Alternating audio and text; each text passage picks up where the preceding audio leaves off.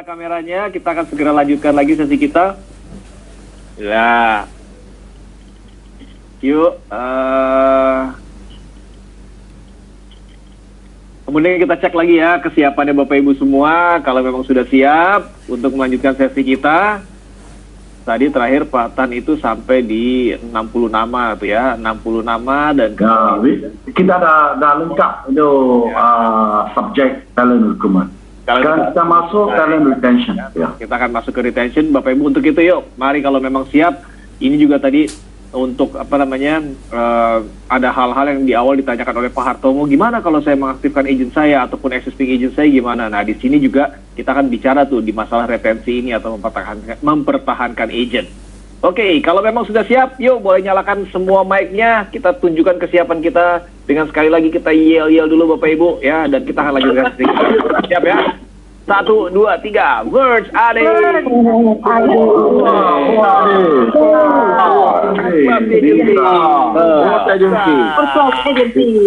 Oke, kita lanjutkan ya. Memang terima kasih kepada Pak Leopold. Pada pasal yang bahasa is very good. Oke, terima kasih. Ya, oke. So kita lanjutkan, ya udah. So ladies and gentlemen, now we are getting into a very, very important subject, especially in Indonesia. Nah, rekan-rekan, kita akan masuk ke pokok bahasan yang sangat penting, khususnya di Indonesia. Yeah, because in Indonesia, I notice recruitment, the number, usually is not the real problem. Karena di Indonesia, saya amati, biasanya jumlah rekrutmen itu bukan jadi masalahnya. But Seleksi belum ada, Pak Tan. Sorry? Ya. Slide-nya belum ada. Ya, belum ya. Saya belum buat slide lagi ya. Ya, ini merupakan kataan pendahuluan ya. But usually I notice how to retain the good people is actually the biggest challenge in Indonesia. Justru yang jadi tantangan terbesar di Indonesia adalah cara untuk meretensi agen-agen berkualitas. Yeah, that's why you can see, many companies in Indonesia, they have big number, but the active number of agents are very small.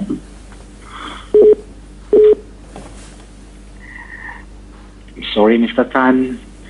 Yeah. It's cutting out.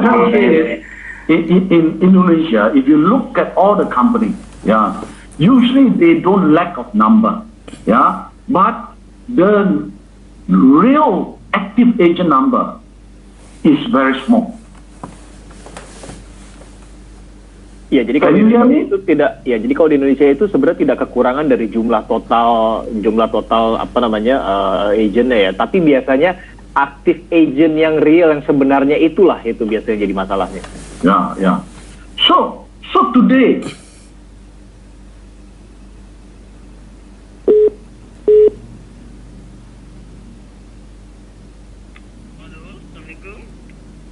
Ya, Waalaikumsalam Pak Ji.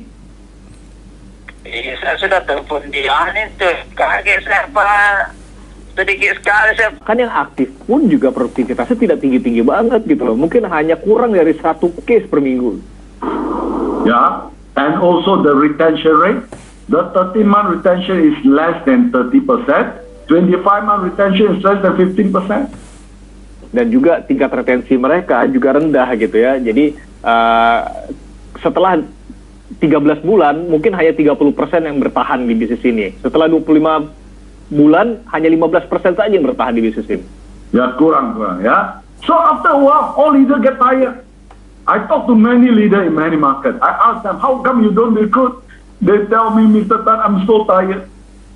Jadi banyak leader yang merasa capek gitu. Saya bertanya kepada banyak leader di banyak pasar asuransi di dunia ini. Saya tanya, kenapa kamu nggak melakukan itu lagi? Aduh Pak Tan, saya capek nih Pak Tan gitu. Udah capek saya.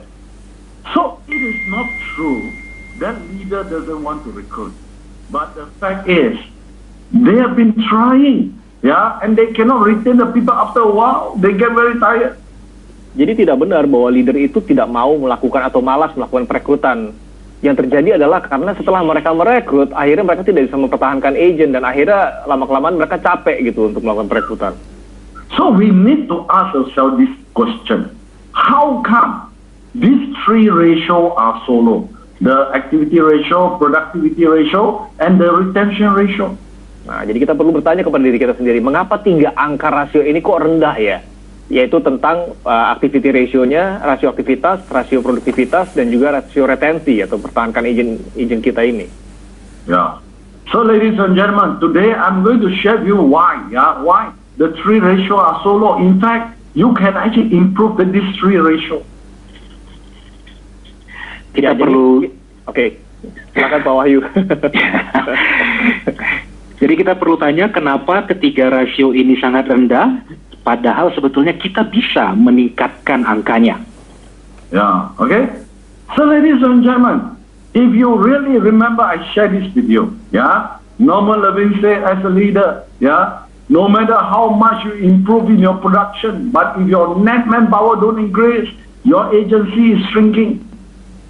Rekan-rekan pasti ingat karena saya sudah pernah bagikan ini. Ya, Norman Levin berkata dalam pengembangan agensi sebagai leader, seberapa besar pun pertumbuhan produksi Anda, jika SDM Anda tidak bertumbuh, agensi Anda sebetulnya mengecil.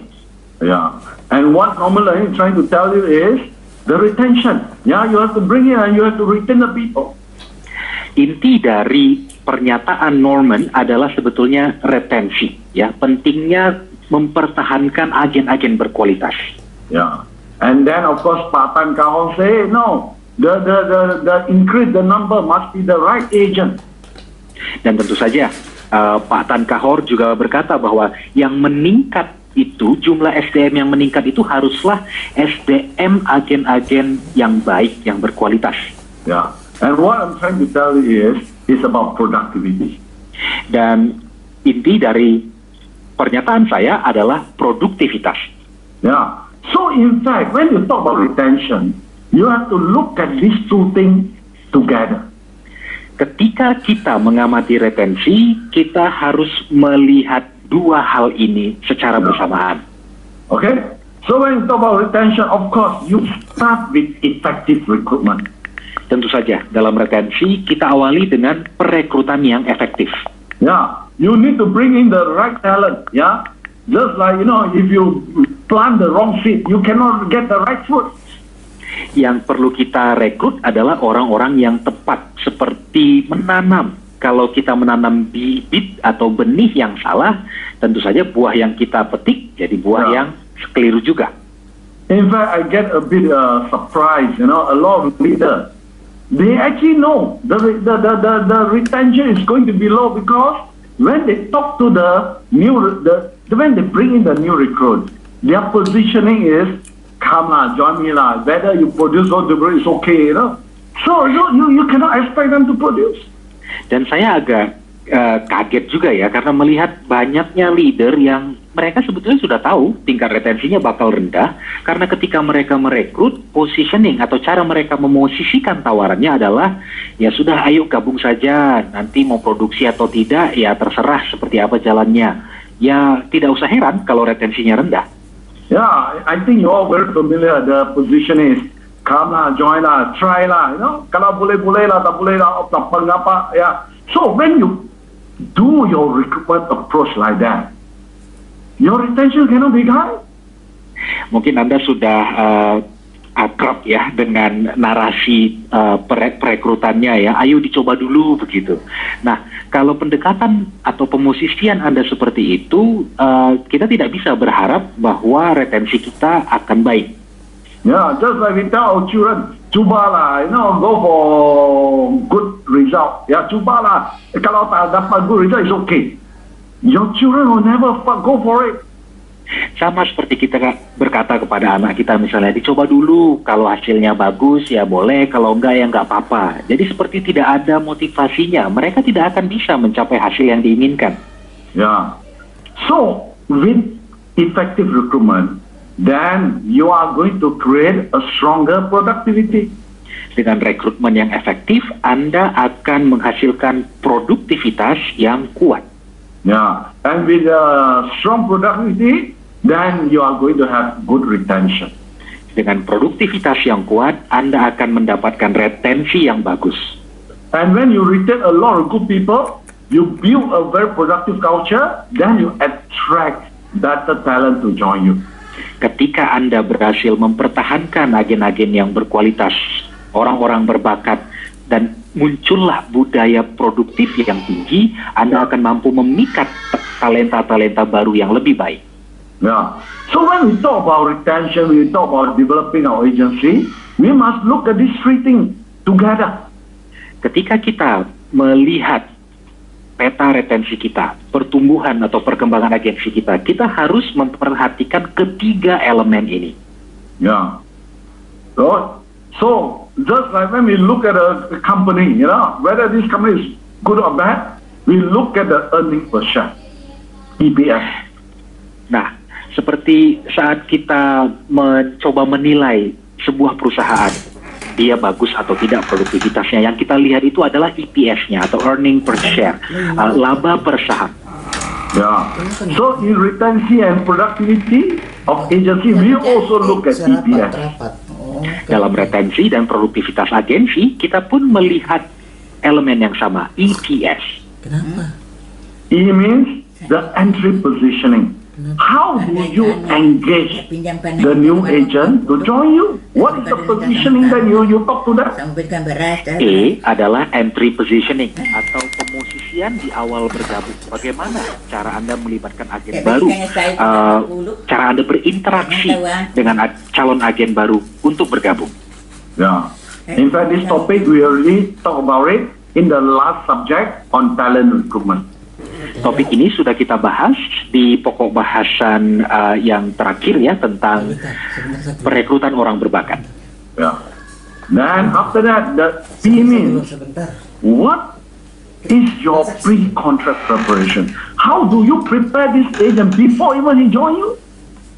Yang kedua, P itu adalah pre-contract preparation atau persiapan pra-kontrak. Bagaimana Anda mempersiapkan agen atau calon agen sebelum dia bergabung? In fact, this is the topic that is always overlooked by a lot of leaders. Ini adalah topik yang selalu dilewatkan oleh banyak leader. Yeah.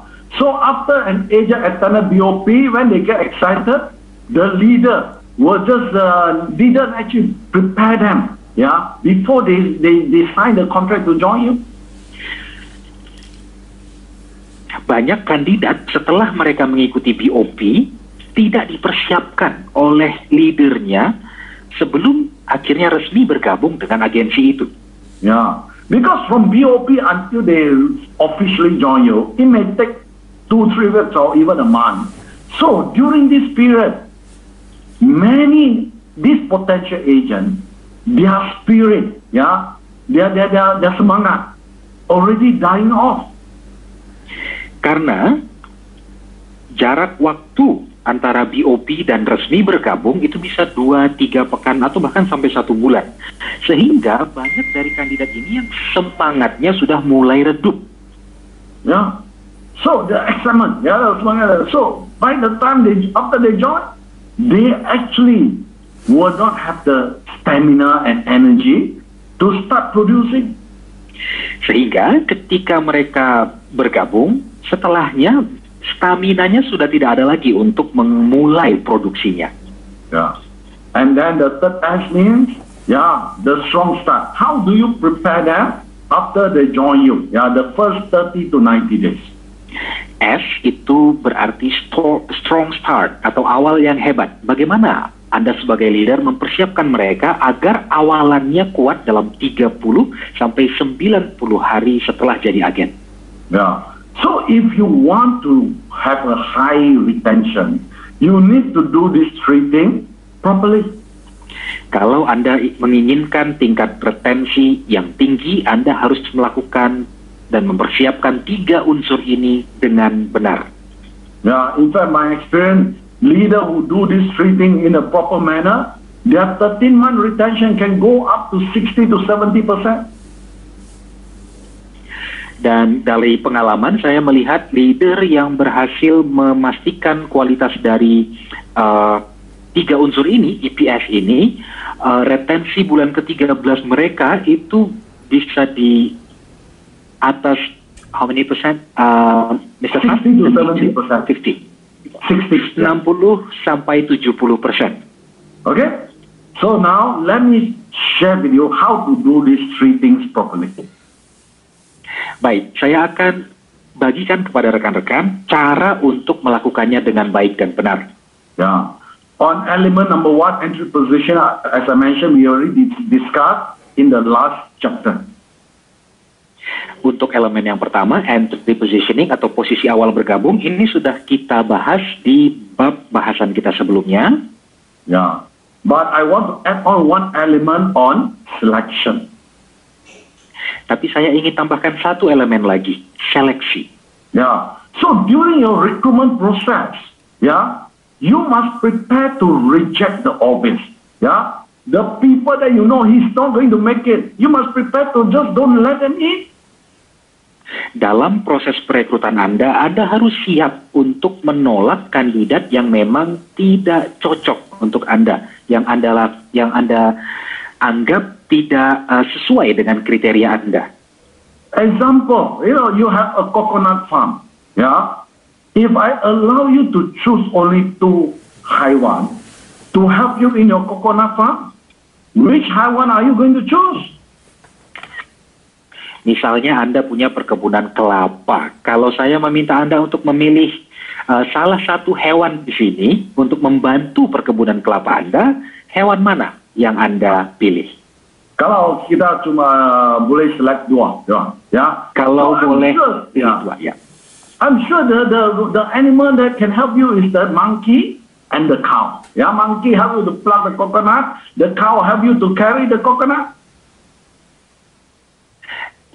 Saya yakin rekan-rekan akan memilih hewan monyet dan sapi, ya. Monyet akan membantu mengambil kelapanya, sapi akan membantu membawa kelapa-kelapa itu. Yeah, but if you right from start you choose the eagle or the fish, they will never be able to help you in your coconut farm. Tapi kalau dari awal yang Anda pilih adalah elang dan ikan, ya mereka tidak akan pernah bisa membantu Anda di perkebunan kelapa Anda. Yeah. Then you keep complaining, how come the eagle never help me? How come the fish never help me? They cannot help you. Lantas Anda mulai mengeluh-ngeluh, ya kok bisa elang tidak bisa membantu, ikan tidak bisa membantu? Ya memang begitu. Yeah. Just another example. Let's say what you own is not coconut farm, but it's a fish farm. Contoh lain, misalnya Anda punya tambak ikan. Yeah. So the animal that you choose should be the eagle and the fish. Jadi hewan yang Anda pilih adalah elang dan ikan. And if you still choose the same monkey, not only he doesn't help you, he will take away all the fish, he will take away and eat all the fish. Kalau Anda masih memilih hewan monyet, dia bukan saja tidak bisa membantu, dia mungkin akan mencuri ikan-ikan Anda. Yeah. So ladies and gentlemen, in the process of recruitment, we must understand clearly what kind of agent that we should target at, we should bring them in. Rekan-rekan, sejak awal proses perekrutan, kita harus sudah punya kriteria yang jelas, target yang jelas, kandidat yang ingin kita rekrut. Yeah. So in the process of recruitment, like the picture that I've shown you, you must prepare to put up a gate to filter out those who are obviously not fit into our agency. Itu mengapa, seperti yang tampak dalam gambar ilustrasi di slide ini, dalam proses perekrutan Anda harus siap untuk memasang pagar atau gerbang sebagai saringan seleksi awal untuk orang-orang yang memang tidak cocok dengan atau orang-orang yang tidak Anda cari. Yeah. And if right from the start you don't have this the gate, to filter up the obvious, you bring in a lot of people from the beginning. You already know they are not going to perform. then it is obvious that your retention is not going to be good. Kalau gerbang ini tidak Anda tegakkan, tidak ada saringannya, mungkin kandidat yang masuk banyak, tapi dari awal Anda sudah tahu banyak dari mereka yang tidak akan bertahan atau produktif, ya tentu saja tingkat retensi Anda tidak akan bagus. Yeah. So the gate is what we call the rejection. Gerbang ini adalah penolakan. Yeah. So you need to set a few rejection criteria. What kind of agent, if they show certain characteristics, you will definitely not bring them in. Jadi Anda harus mencanangkan kriteria penolakan Anda.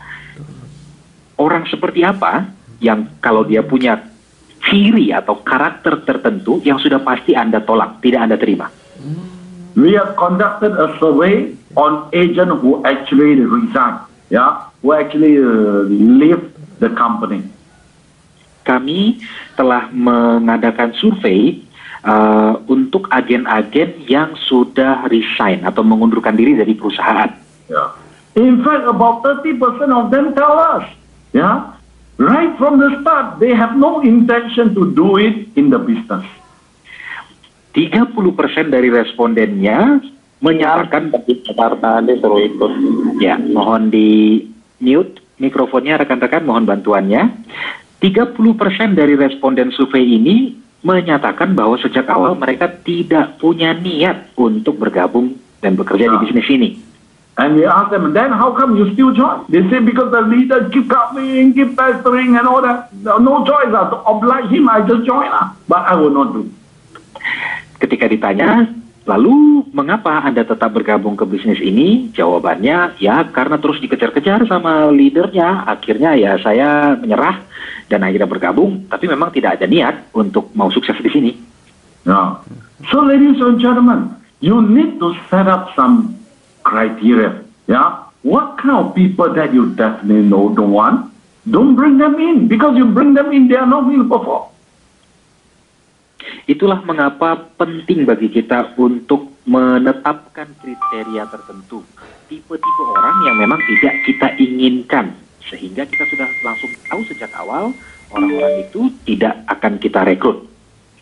For example, when during your recruitment, your discussion with them, you know that this person owe people a lot of money.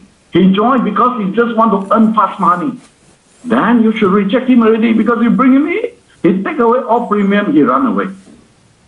Dan misalnya nih ya, contoh begini, ketika di proses awal Anda sudah tahu bahwa orang ini punya niat terjun ke bisnis ini sekadar untuk cari uang cepat saja.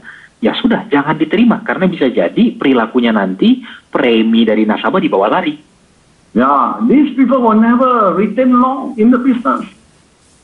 Orang-orang seperti ini tidak akan pernah bertahan lama, betah di bisnis ini. Yeah.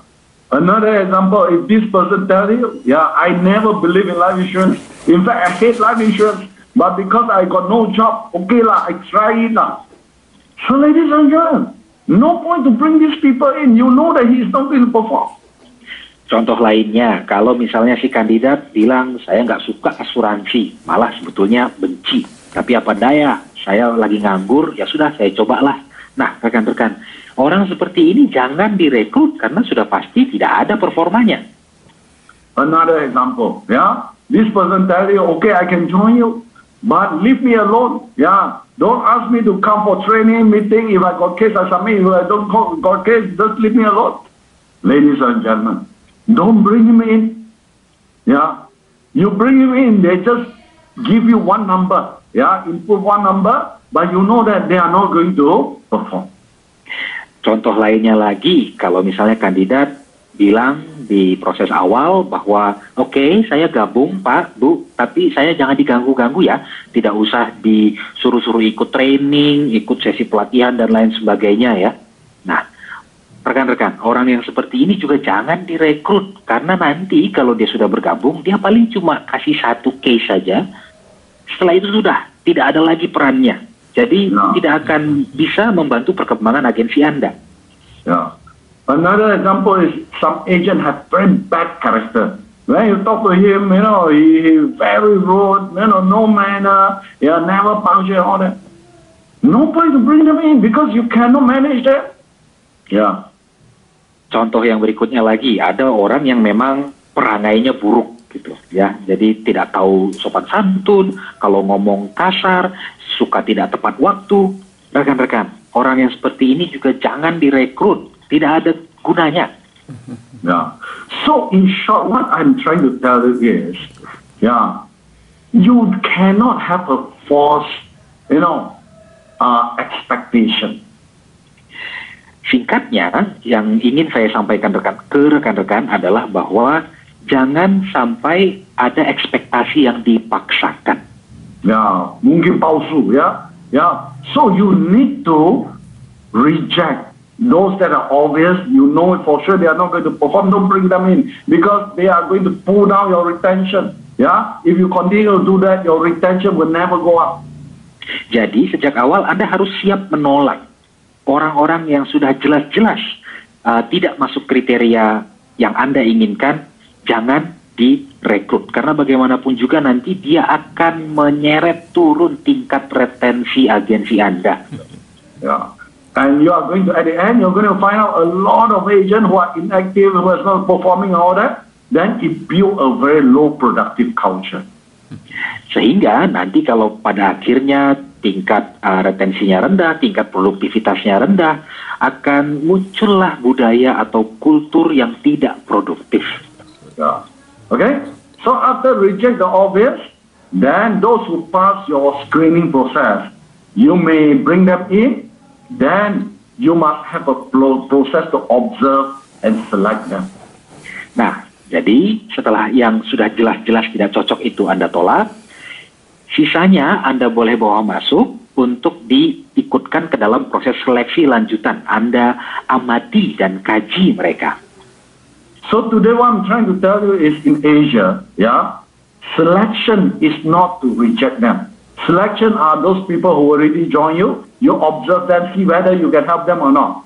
At the end, after 6 months or 1 year cannot, then only you reject them out.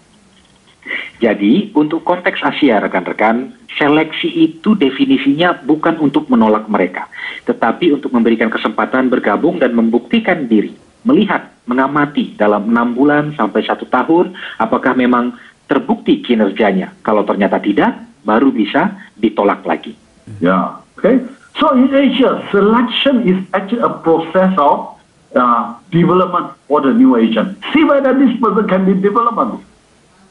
Jadi di Asia, seleksi itu berarti fase pengembangan untuk agen. Melihat apakah memang agen ini bisa dikembangkan atau tidak. So just like the house that I'm showing you, the gate is actually a rejection. After they passing through the gate, before they enter the house, these are the distance for you to observe and select him. Seperti gambar ilustrasi yang saya tunjukkan, gerbang itu adalah penolakannya, tapi jarak di halaman itu antara gerbang dan pintu rumah sebelum mereka masuk, itulah yang kita sebut dengan seleksi. Yeah. So you want to make sure those who enter the house, because your house has so many precious things, those who enter the house must be the right person. Otherwise, they are going to spoil all the things in the house. Jadi Anda harus betul-betul teliti dan hati-hati dalam memutuskan siapa yang boleh masuk ke rumah Anda. Karena rumah Anda ini isinya benda-benda berharga. Kalau orang sembarang yang Anda izinkan masuk, nanti bisa jadi mereka akan merusak semua isi rumahnya. Okay. So ladies and gentlemen, the step number 1, to improve your retention is, you must make sure that you have some rejection profile. Those that obviously doesn't fit, don't bring them in. Langkah pertama untuk memastikan tingkat retensi yang baik, rekan-rekan, adalah menetapkan kriteria penolakan. Standar-standar yang tidak dapat dikompromikan, yang jelas-jelas tidak cocok, jangan biarkan masuk. Okay. After that, then those who are joining already, you observe them, you develop them. But also after certain period of time, if you know that this person doesn't produce anymore, you must have the courage to select them out. Setelah beberapa waktu berselang dan Anda mendapati bahwa ternyata agen itu tidak lagi memproduksi, Anda harus berani untuk mendepak mereka. Because, I want to be very honest, yeah. We found in Prudential Indonesia,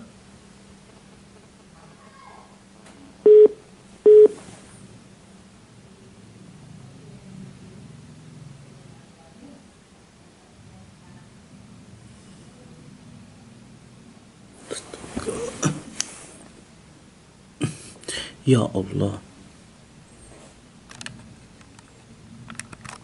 Which means every 100 agent that not performing die already.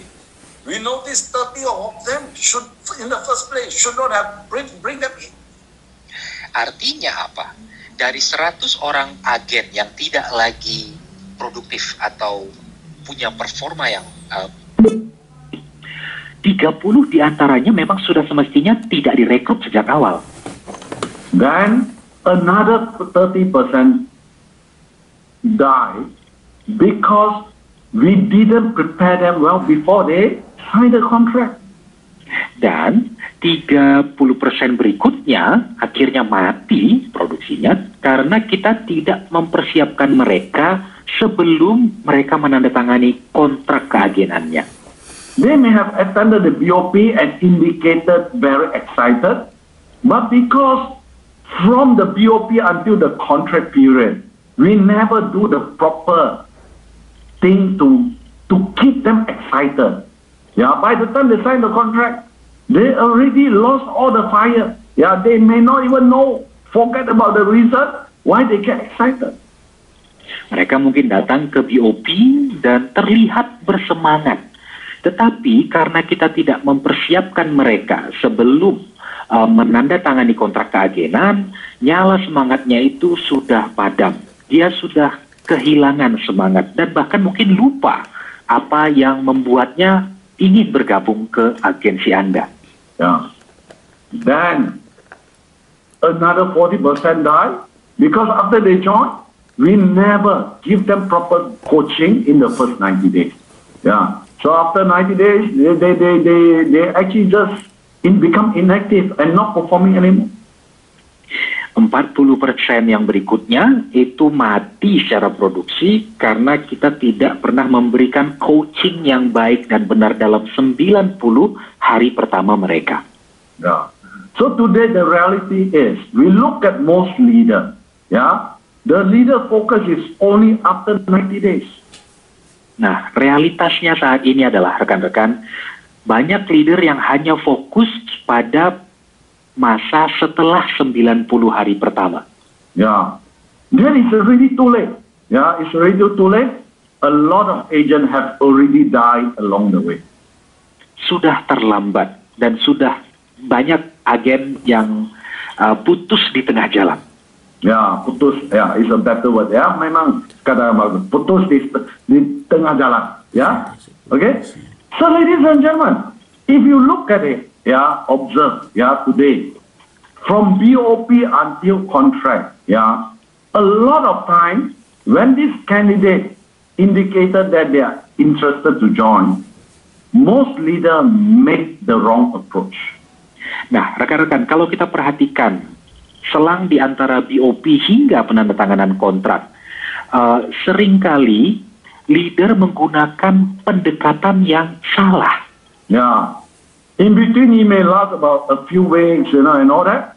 What the leader did was, after this person indicated he has interest, the leader will start to give them training on knowledge and skill. Biasanya selang waktunya itu beberapa pekan, ya. Dan untuk kandidat yang memang sudah menunjukkan ketertarikan atau semangat ini, pendekatan yang salah itu yang seperti apa? Pendekatan yang mencoba menyajikan atau melatih pengetahuan dan skill. Yeah, they start to train them on the, the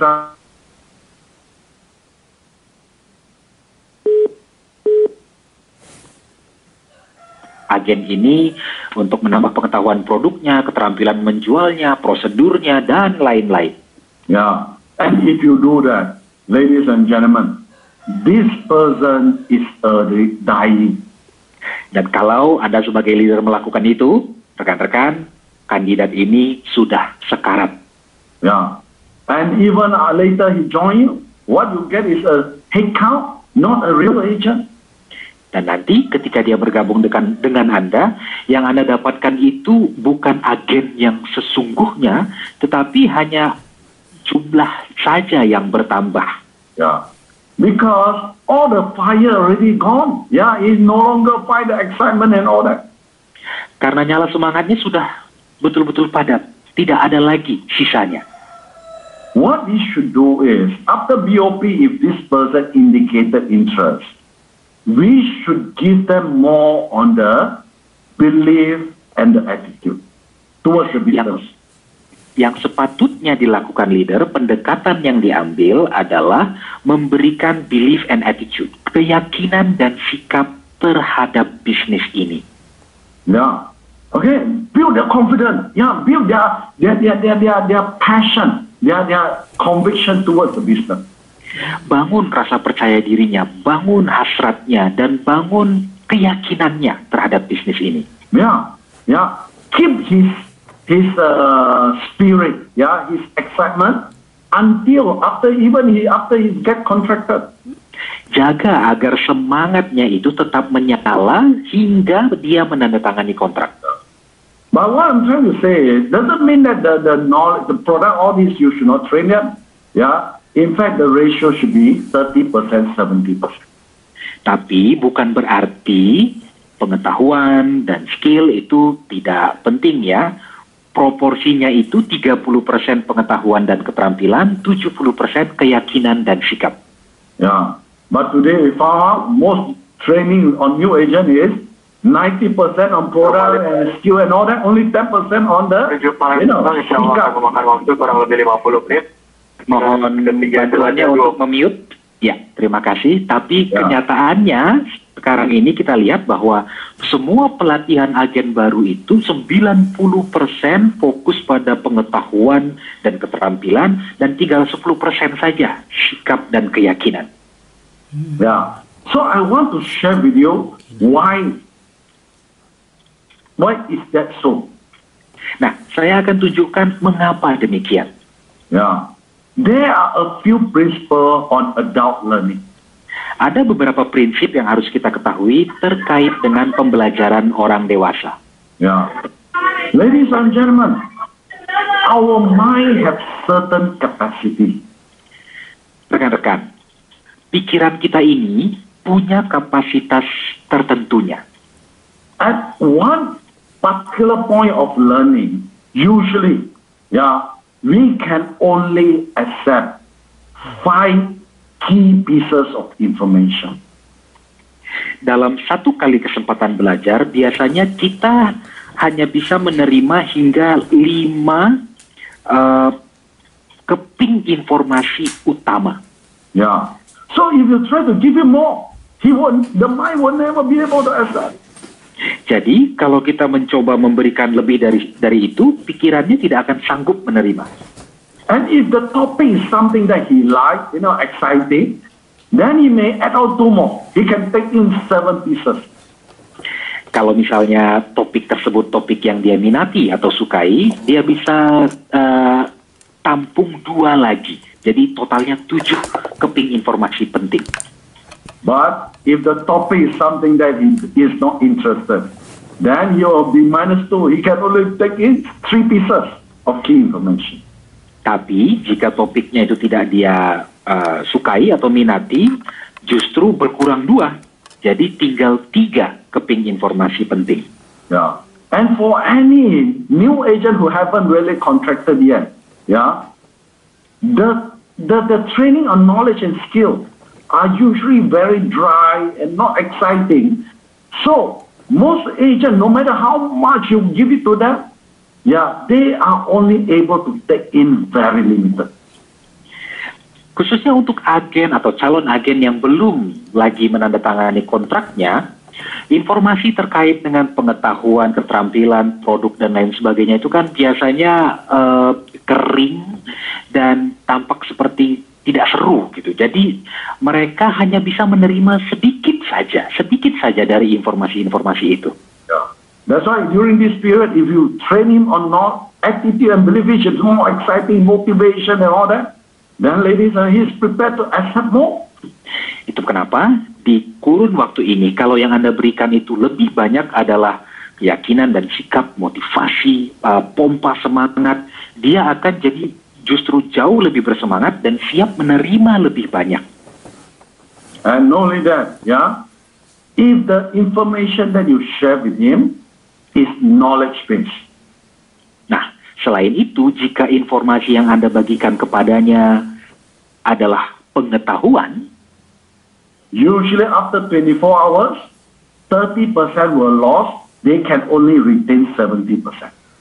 Biasanya setelah 24 jam, sudah hilang 30%, dan yang berhasil dipertahankan di pikirannya hanya tinggal 70%. And after 14 days, 70% gone, only retain 30%. Setelah 14 hari, 70% hilang, tinggal 30%. And after 1 month, only 10% retain. Dan setelah 1 bulan, tinggal 10% tersisa. Yeah. And if the information is emotional based, jika informasinya itu berupa emosi, more worse. Ya, lagi terus lagi. After 24 hours, 70% gone, only 30% will retain. lebih buruk lagi, setelah 24 jam, 70% hilang, sisa 30%. After 14 days, only 10% retain. Setelah 14 hari, tinggal 10%. And after 1 month, less than 1%. Dan setelah sebulan, kurang dari 1%. If you don't believe me, I want you to recall, when you go and watch a movie. Kalau teman-teman tidak percaya pada prinsip ini, coba ingat-ingat lagi. Ketika Anda menonton sebuah film, this movie will be so emotional, you even cry and all that. Film ini sangat mengaduk-aduk emosi. Anda menangis menontonnya. But I guarantee you, the next morning when you wake up, you'll probably laugh at yourself. How come I was so emotional? Saya jamin, paginya waktu Anda bangun dan Anda ingat lagi pengalaman menangis itu, Anda pasti tertawa pada diri sendiri. Kok bisa-bisanya ya aku nangis? Gitu. Yeah. So that's why, no matter how good you have performed in the BOP, itu mengapa sebaik apapun performa Anda di BOP, you may make this person, so excited, so emotional. But the next morning when you wake up, all the excitement and all these things will start to come down. Anda berhasil membuat peserta itu begitu bersemangat dan sangat girang. Esok paginya itu semua langsung hilang, turun. So, if you cannot maintain his excitement, after 2-3 weeks, by the time he signed the contract, all the excitement already gone. Jika semangat ini tidak Anda jaga, tidak Anda pelihara, saat dia menandatangani kontrak, semua semangat itu sudah padam. That explains why a lot of agents, although he is very excited during BOP, how come after he joined, he doesn't perform, he never even produce because no more excitement? Jadi jangan bingung lagi, itulah alasan agen-agen yang waktu BOP semangatnya menyala-nyala, setelah bergabung dan bekerja ternyata performanya tidak baik. Yeah. So today I want you to remember, after you bring this person to BOP, whether one-to-one or group BOP, if he is excited, the next thing you should do is keep his excitement by sharing more with him the attitude and the belief. Itu mengapa nanti ketika Anda melakukan atau menyelenggarakan BOP, baik itu BOP yang one-to-one atau BOP yang group, setelah Anda menyelesaikan sesi BOP tersebut, langkah berikutnya adalah menjaga, memelihara semangat yang sudah tercipta. How to keep the emotion up, ladies and gentlemen? Yeah, you need to help them to answer these 4 questions. Bagaimana cara menjaga nyala semangat ini? Rekan-rekan, jawablah 4 pertanyaan utama ini. And they may not even ask you these 4 questions. Mungkin mereka tidak akan mengajukan pertanyaan ini kepada Anda. Yeah. But you have to, without they asking you, you have to actually talk to them and help them to remove these 4 obstacles from their mind. Tapi walaupun tidak ditanya, Anda proaktif untuk membantu menyingkirkan rintangan mental ini dari pikiran mereka. Yeah. So the first thing is, a lot of them, after BOP, although they are excited about the business, they still have this question mark. Is life insurance really good for the people? Pertanyaan yang pertama, setelah kandidat mengikuti BOP dan tertarik dengan bisnis ini, sebetulnya masih ada tanda tanya dalam pikiran mereka. Apakah asuransi jiwa benar-benar bagus? Because before he joined you, he has heard so many people actually telling him insurance is the cheating one, no good one. Buy easy when got claim, you cannot claim and all that. They heard so much about it. Karena sebelumnya mereka dibombardir oleh narasi tentang asuransi jiwa itu cuma tipu-tipu, klaimnya susah. Nah, itu yang merongrong pikiran mereka. Yeah. So you need to help them open them up. Yeah, answer the question. Jadi bantulah dia untuk menjawab pertanyaan ini. After he's convinced, then the next question he has is, how do I start the conversation? How do I talk to people? Yeah, because if I ask people straight away, do you want insurance now?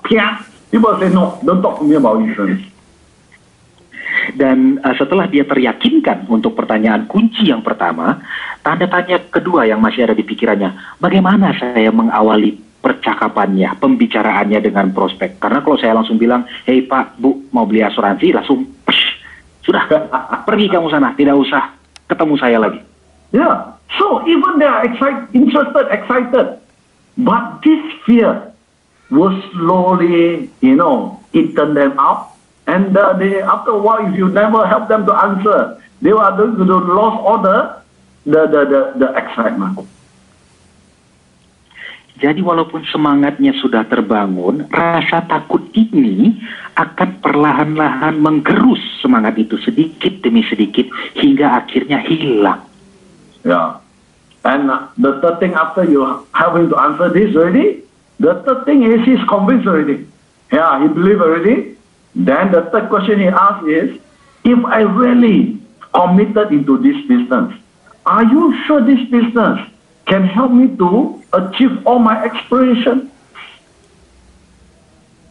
Nah, misalnya untuk pertanyaan kunci yang kedua itu dia sudah yakin, ya sudah tidak takut lagi. Pertanyaan yang ketiga yang muncul di benaknya, apakah betul, yakinkah Anda bahwa bisnis asuransi jiwa ini bisa memenuhi cita-cita dan aspirasi saya? Ya, walaupun saya memang hendak men-commit 100%, ya. So can you sure no? Yeah. Then after that, the last question you have to help them to answer is, can I do this business for long enough? Does it have a great future? Nah, pertanyaan yang keempat, apabila pertanyaan yang ketiga ini dia sudah teryakinkan ya, pertanyaan yang keempat, apakah betul bisnis ini bisa memberikan masa depan yang cerah bagi saya, bisa jangka panjang dengan full time di bisnis ini? Yeah, because he probably already heard a lot of people telling him, life insurance you cannot do it for long. After 2 years, after you sell to all your friends, you cannot do it anymore. Karena mungkin sebelumnya dia pernah dengar cerita atau bisikan dari orang lain, di asuransi jiwa kamu nggak bisa tahan lama. Setelah habis prospek teman sendiri dan keluarga sendiri, sudah tidak tahu mau jual ke siapa lagi. So ladies and gentlemen, these are the 4 mental blocks that all the potential agent will have, even they are excited after the BOP. Rekan-rekan, inilah 4 hambatan mental yang ada di benak tiap-tiap kandidat agen, walaupun dia tertarik dan bersemangat setelah mengikuti POP. So, if you don't help them to remove before he get contracted, or even after contracted, the first 30 days, if you don't help them to remove these 4 mental blocks, then I guarantee you, they are not going to produce. Jika Anda sebagai leader tidak membantu mereka menyingkirkan batu sandungan ini sebelum mereka menaikkan kontrak atau bahkan di 30 hari pertamanya setelah menaikkan kontrak, saya jamin mereka tidak akan bisa bertahan lama dan produktif di bisnis ini.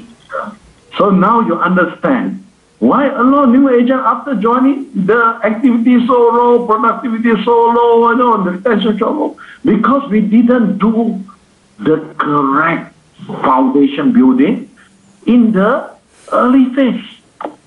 Sekarang rekan-rekan memahami mengapa banyak agen baru setelah bergabung itu rasio aktivitasnya rendah, rasio produktivitasnya rendah. Karena kita tidak membangun fondasi yang kokoh di fase-fase awal mereka.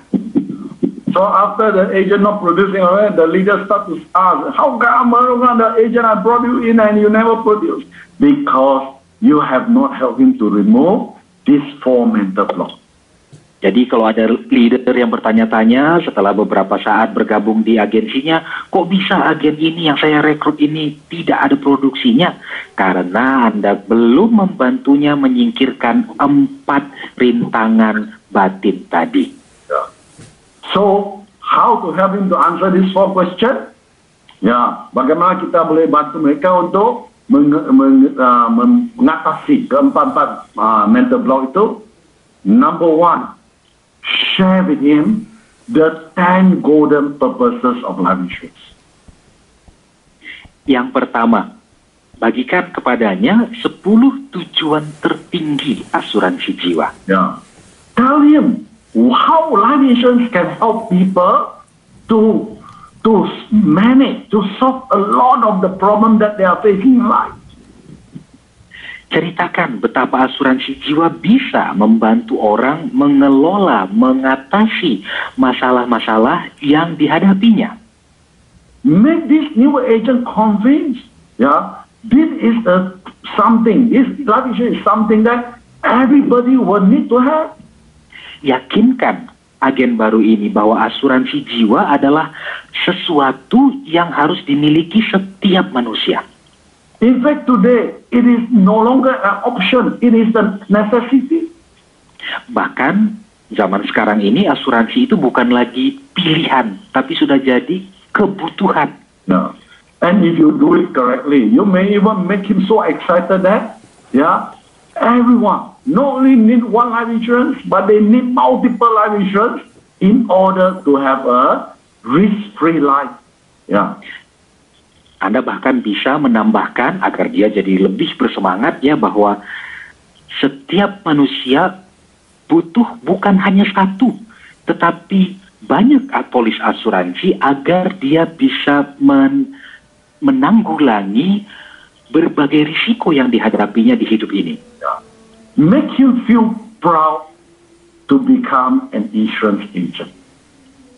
Buat dia merasa bangga menjadi agen asuransi. So this is solving the first question, is life insurance good or not? Nah, ini menjawab pertanyaan yang pertama, apakah asuransi jiwa itu baik atau tidak?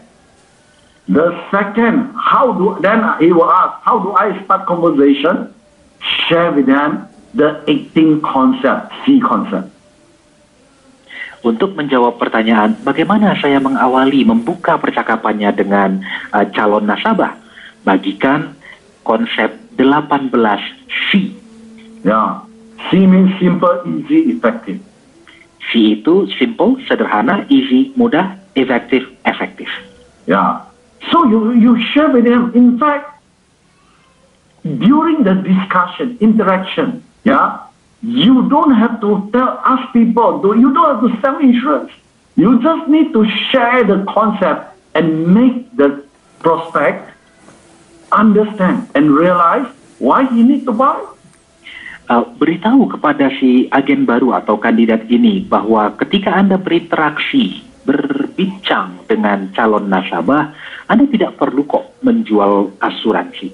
Bagikan saja konsep yang akan menyadarkannya, membuka matanya tentang arti penting memiliki asuransi. Yeah. Okay. So then this new agent will not have pressure when they go out to talk to people about insurance. Dengan begitu, agen ketika nanti dia terjun ke lapangan berhadapan dengan calon nasabah tidak merasa tertekan. Yeah. Then the third thing is share with them the potential of the market. Yeah, how the market is so big that they can do for many generations and they can make very good money. Dan untuk menjawab pertanyaan yang ketiga, tunjukkan kepada mereka potensi pasar asuransi yang begitu besar, yang bisa bahkan lintas generasi, dan mereka bisa mendapatkan penghasilan yang sangat bagus di sini. And then if possible, share with them the vaccination, yeah. What are the real situation, yeah. Prepare them. If they join, what are the real situation that they are going to face in the market? Nah, kalau misalnya memungkinkan, ada satu lagi ini, keping informasi yang bisa Anda berikan, namanya vaksinasi. Di titik ini, kita mencoba melukiskan ke hadapan kandidat atau agen baru, hal-hal yang akan dia hadapi nanti ketika dia sudah betul-betul terjun ke lapangan. Yeah. And of course, on top of this four, what you should do also is share with them why they should join Prudential and why they should join your agency. Di atas keempat hal ini, tentu saja Anda perlu membagikan mengapa mereka perlu bergabung bersama Prudential dan mengapa mereka perlu bergabung bersama agensi atau tim Anda. Yeah. So, ladies and gentlemen, these are the 6 topics. Yeah, you should actually prepare your new agent before he join and 30 days after he join. Rekan-rekan, inilah 6 topik yang perlu Anda persiapkan dalam membekali kandidat atau agen baru Anda sebelum dia bergabung dan dalam 30 hari pertamanya setelah bergabung. Yeah. In fact, you can break it into many sessions. Sorry, not 6 to 8. You can break this into 10 to 12 sessions. Every session 45 minutes. Dan topik-topik ini bisa Anda pecah atau urai ke dalam 10 sampai 12 sesi ya rekan-rekan, bukan 6 sampai 8, tapi 10 sampai 12 sesi yang masing-masing berdurasi 45 menit.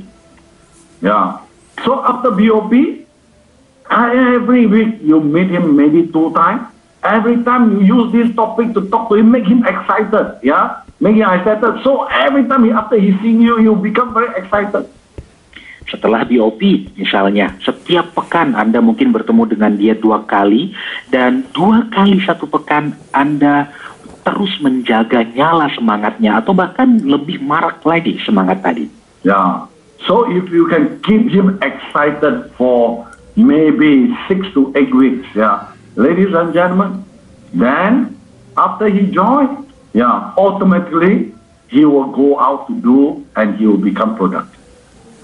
Jika Anda bisa menjaga semangat ini dalam mungkin 6 sampai 8 pekan, setelah dia bergabung, otomatis dia akan sangat bersemangat untuk bisa memberikan kinerja terbaiknya.